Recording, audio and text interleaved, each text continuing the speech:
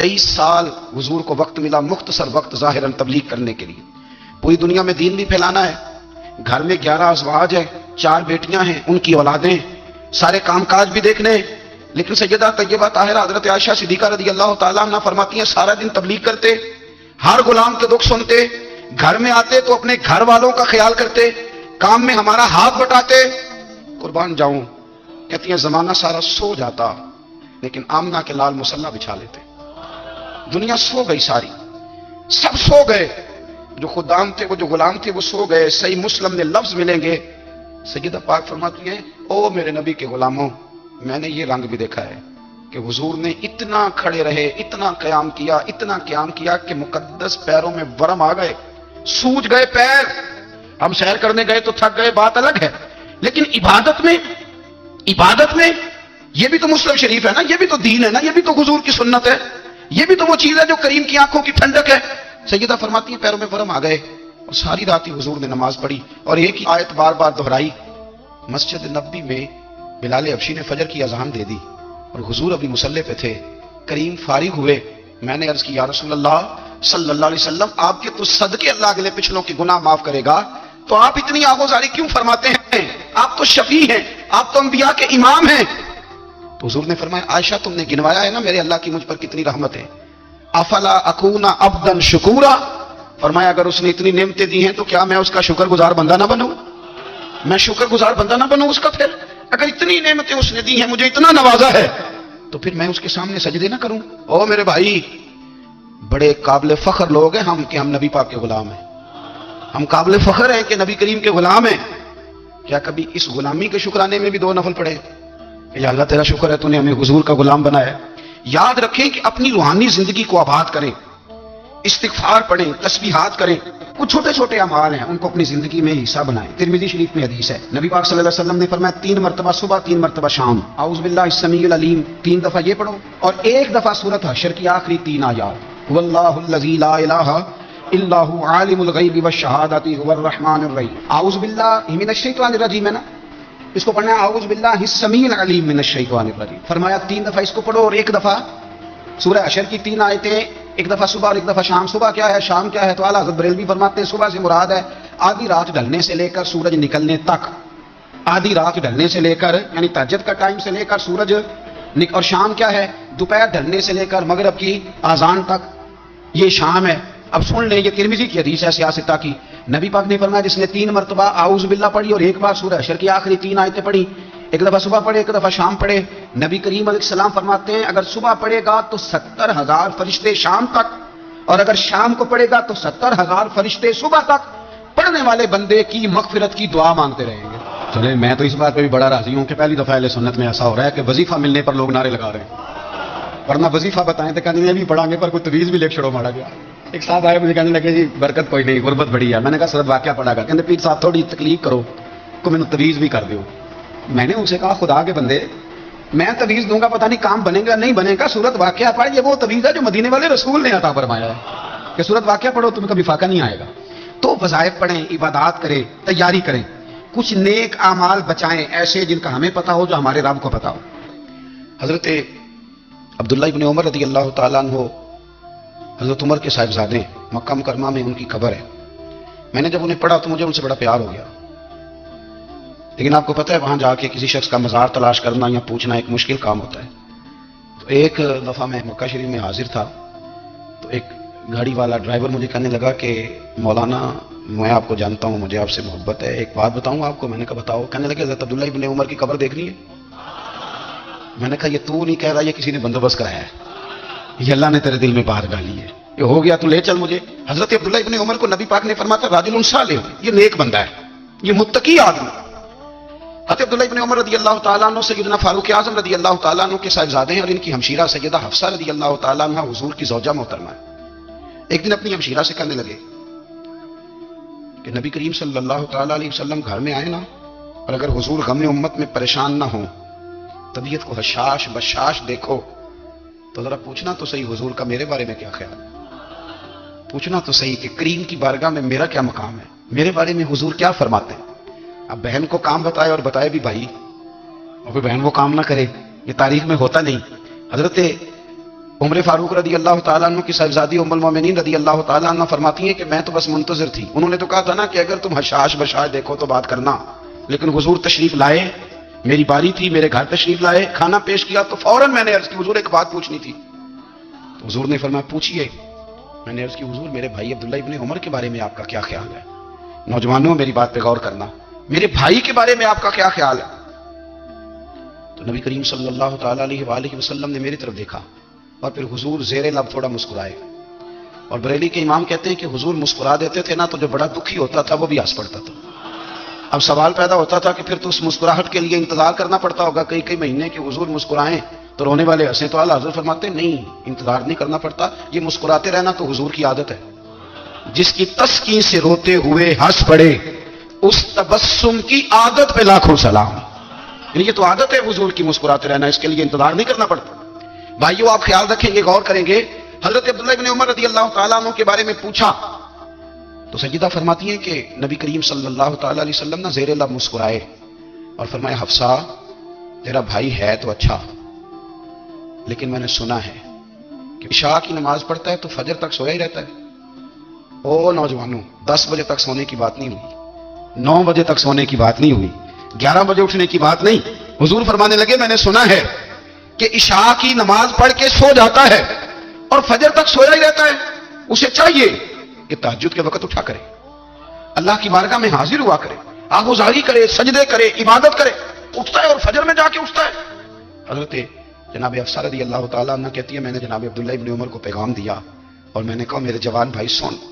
نبی پاک نے فرمایا ہے تو اچھا پر تہجد میں نہیں اٹھتا، نفل نہیں پڑھتا.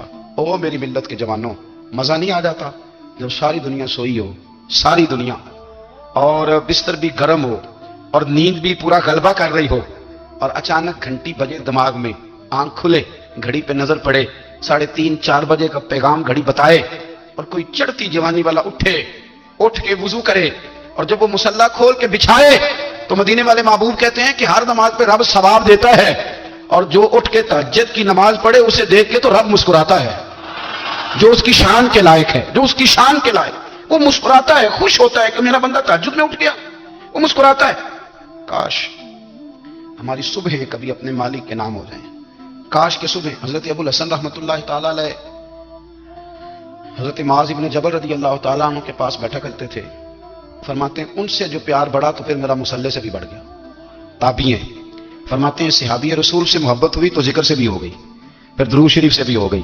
محبت ان سے بڑھی تو پھر اللہ نے مسجد کا پیار بھی بڑھا دیا.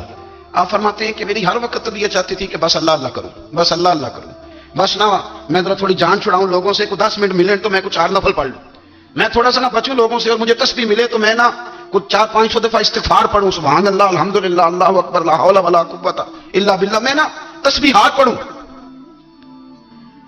فرماتے ہیں کہ بچے تھے گھر میں 6-7، غربت تھی، کام ملتا کوئی نہیں تھا، اور میں کام چور نہیں تھا، کام ڈھونڈتا تھا، پر اللہ کی قدرت کے کام نہیں ملتا تھا. فرماتے ہیں کہ میں نے ایک دن اپنی اہلیہ سے کہا کہ آج میں پھر جاتا ہوں کام ڈھونڈنے. تو میری بیوی بڑی فرما بردار تھی، پر اس دن نہ غربت کے ہاتھوں تنگ آ کے کہنے لگی آج نانا کوئی تو چیز لے کے آیا. تو مجھ سے بچوں کی بھوک نہیں دیکھی جاتی، یہ سب روگاں دا روگ محمد جس کا نام غریبی، کنڈ بلا کے لنگ جاندے نہیں دوست یار قریبی. آج نہ کچھ لے کے آیا تو میں بچے لے کے چلی جاؤں گی. شیخ فرماتے ہیں کہ میں بڑا پریشان گھر سے نکلا، پر میں نے صبح سے لے کے زور تک کام ڈھونڈا، کام ملا کوئی نہیں.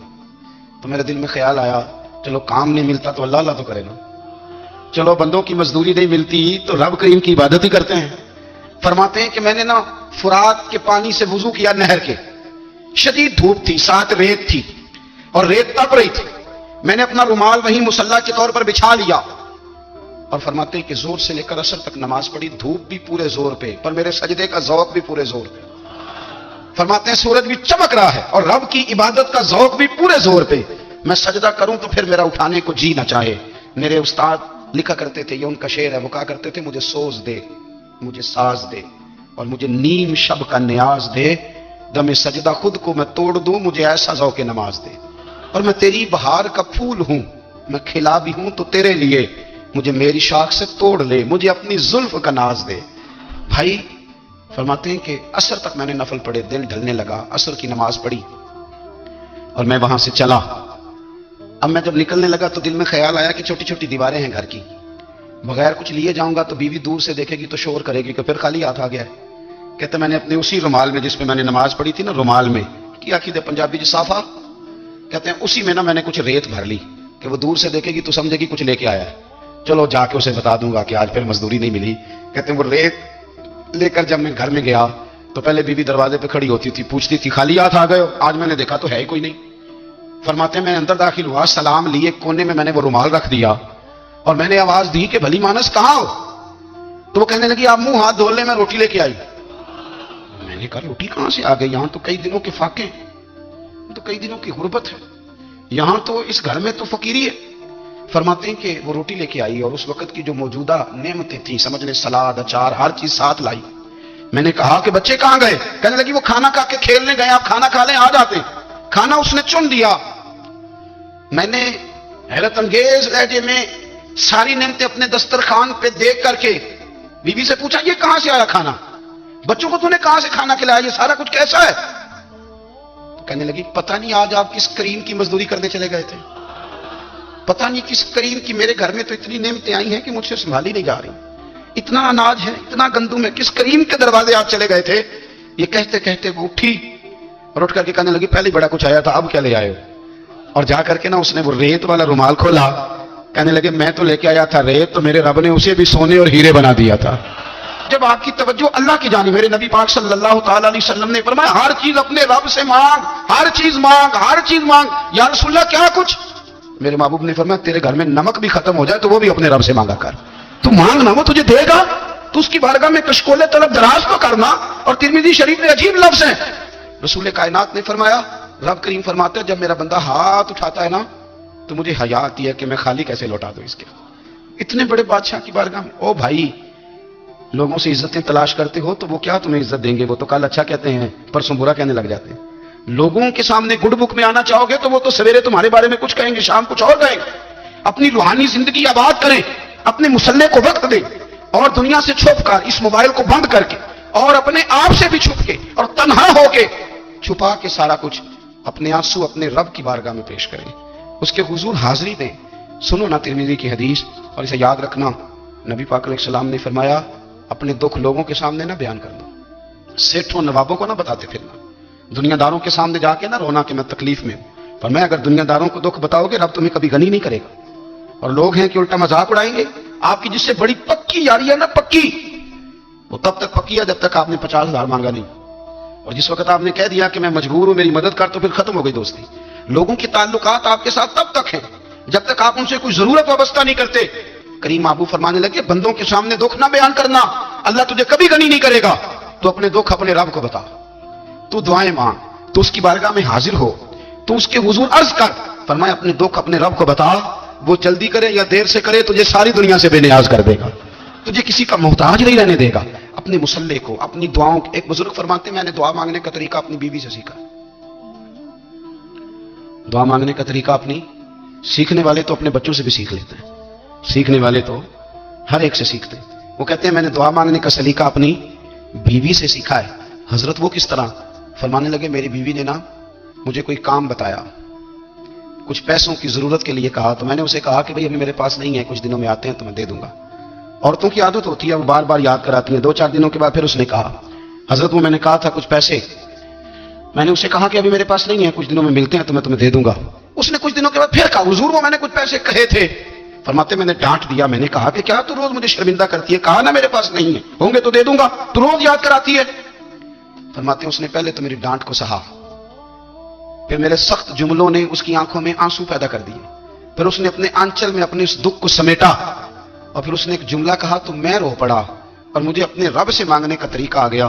مجھے کہنے لگی حضرت جی آپ نے ڈانٹ دیا میں نے سہ لیا، پر آپ ہی میرے شوہر ہیں، بتائیں نا آپ سے نہ کہوں تو میں کس سے جا کے کہوں. فرماتے ہیں میں رو پڑا اور میں کھل کے رویا اور میں تڑپ کے رویا اور پھر میری سسکیاں بند گئیں. تو مجھے کہنے لگی آپ کو کیا ہوا؟ میں نے کہا مجھے بھی دعا مانگنی آ گئی ہے. جب میں اسے کہوں گا نا اللہ تو ہی میرا رب ہے، میں تجھ سے نہ کہوں تو میں کس سے جا کے کہوں؟ میں کیوں کسی بندے سے سوال کروں؟ میں کیوں کسی دنیا دار سے کہوں؟ میں تیرے بندوں کا، نیک بندوں کا وسیلہ لے کے، تیرے محبوب کی غلامی لے کے تیری بارگاہ میں آیا، تجھ سے نہ مانگوں تو کس سے مانگوں؟ سمجھ آ گئی ہے جب میں اس رنگ میں مانگوں گا تو پھر رب میرے اوپر بڑا ہی فضل فرمائے گا. وہ میرے اوپر بڑی رحمت کرے گا, وہ میرے لیے آسانیاں کرے. عزیز دوستو, ہم اس طرح کرنے لگ گئے ہیں کہ ہم نے نا اپنے تعلقات پر اعتماد کرنا شروع کر دیا ہے. میرے تعلقات بہت ہیں. ہم نے اپنی دولت پر اعتماد کرنا شروع کر دیا. میرے پاس دولت بہت ہے. ہم نے اپنے علم پر, اپنی شہرت پر اعتماد کرنا شروع کر دیا کہ میرے پاس فلاں چیز بہت ہے. یاد رکھنا, جب بے نیاز اپنی صفت بے نیازی دکھاتا ہے تو بڑی بڑی دولتوں والے مجبور نظر آتے ہیں. بھائیو, جب انسان کا رشتہ اپنے مالک کے ساتھ ہوتا ہے پھر تو غم بھی کچھ نہیں کہتے, پریشانیاں بھی کچھ نہیں کہتی, پھر تو زندگی صبر والی, پھر تو زندگی توکل والی, پھر تو زندگی بھروسے والی. پھر انسان اپنے آپ کو رسوا نہیں کرتا. دنیا داروں سے امیدیں اس کی ختم ہو جاتی, امیدیں اللہ رسول سے لگا لیتا ہے, مضبوط ہو جاتا ہے, مضبوط, طاقتور ہو جاتا ہے, خوددار ہو جاتا ہے, باوقار باعزت ہو جاتا ہے. حضرت بہلول دانا رحمۃ اللہ علیہ بیٹھے تھے تو ہارون رشید حج کر کے آ رہا تھا. تو رستے میں حضرت شیخ سے ملاقات ہو گئی تو السلام علیکم کے بعد کہنے لگا, حضور کوئی حکم ہو تو بتائیے گا. تو حضرت بہلول دانا فرمانے لگے, تیرا رب کون ہے؟ اس نے کہا اللہ. تو فرمایا میرا کون ہے؟ کہا اللہ. فرمانے لگے تو بڑا بیوقوف ہے, کیا تو یہ سمجھتا ہے کہ رب ہارون رشید کو تو دے گا اور بہلول دانا کو بھول جائے گا؟ تیرا بھی وہی رب ہے, میرا بھی وہی رب ہے. اس نے اگر تجھے دے کے آزمایا ہے تو ہو سکتا ہے مجھے نہ دے کے آزما رہا ہو. جب اس کی حکمت کے تقاضے ہوں گے تو عطا کرے گا اور دے گا. تو جا اپنا کام کر. بھائی, اپنی روحانی زندگی, اپنی عبادات, اپنے وظائف, اپنے روزمرہ کے معاملات, اپنی دعائیں, اپنا استغفار. دیکھو, کوئی مشکل کام تو نہیں, 2 رکوع ہیں سورہ واقعہ کی, اگر رات کو پڑھ لی جائے تو. میں کس طرح یہ بات بیان کروں کہ تعویذ بانٹنا آسان ہے اور وظیفہ بتانا مشکل ہے.